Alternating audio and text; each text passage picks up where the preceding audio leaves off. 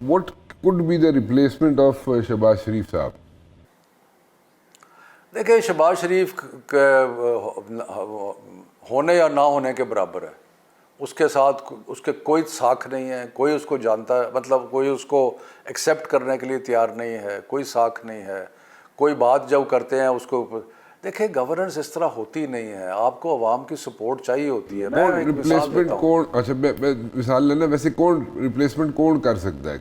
मतलब कि चलो प्राइम मिनिस्टर अगर कह देने कि जी मैनू रुखसत दियो, मैं जाना चाहना, तो उन्होंने दी जगह कौन आ सकता है? क्योंकि इतने तो बड़े नाम फ्लोट होने शुरू हो गए मार्केट। इस निज़ाम के अंदर मैं तो किसी का नाम नहीं लूँगा, क्योंकि ये है ही जाली निज़ाम। तो जाली निज़ाम में एक जाली वज़ीर आज़म की जगह कोई और जाली वज़ीर आज़म आ जाएगा, तो उससे क्या फ़र्क पड़ेगा? आप मिसाल कोई दे रहे थे शफकत साहब, क्या मिसाल देना चाह रहे थे? नहीं, मिसाल मैं दे रहा था, मसलन ये जो टेररिज्म की जंग है, इसके अंदर सबसे ज़्यादा इम्पॉर्टेंट चीज़ दुनिया की तारीख़ हमें ये कहती है, वो ये है कि अवाम की सपोर्ट आपके साथ होनी चाहिए।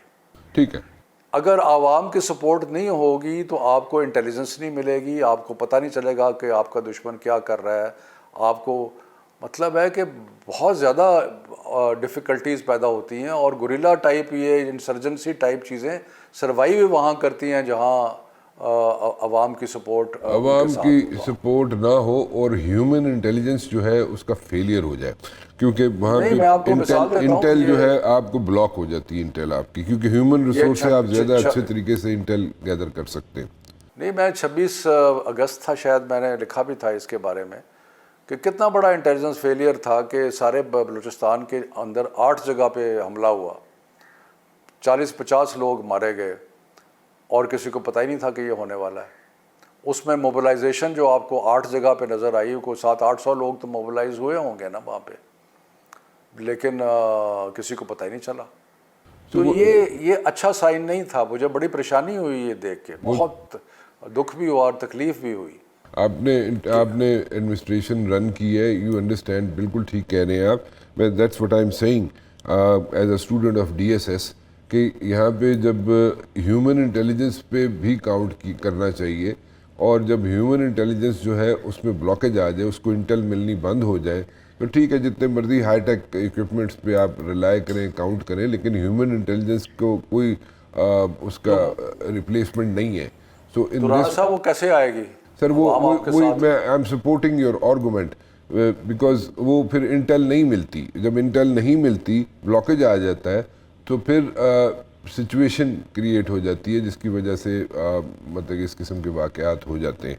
अच्छा, एक मुझे वेरी क्विकली एक चीज़ समझाइएगा, व्हाट एग्जैक्टली इज़ मियां नवाज शरीफ साहब डूइंग राइट नाउ?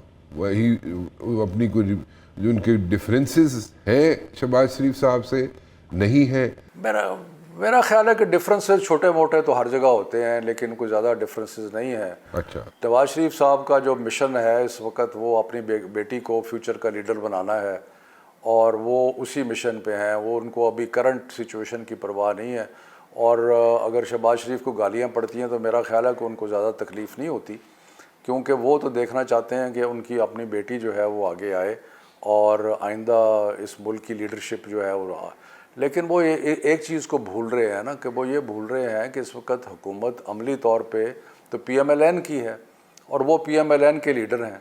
और PMLN अगर इतनी ज़्यादा गैर मकबूल हो जाती है कि मियां नवाज शरीफ के इलेक्शन के बारे में भी लोग कह रहे हैं कि वो इलेक्शन हार गए, मरीम के बारे में कह रहे हैं लोग इलेक्शन के वो इलेक्शन हार गई, और वहाँ पे ट्रिब्यूनल को काम नहीं करने दिया जा रहा, तो ऐसे सूरत हाल के अंदर मियां नवाज शरीफ को कुछ सोच तो आनी चाहिए कि कैसे वो उनका रोल क्या होना चाहिए कि वो एक साख अपनी जो है उसको दोबारा बहाल कर सकें।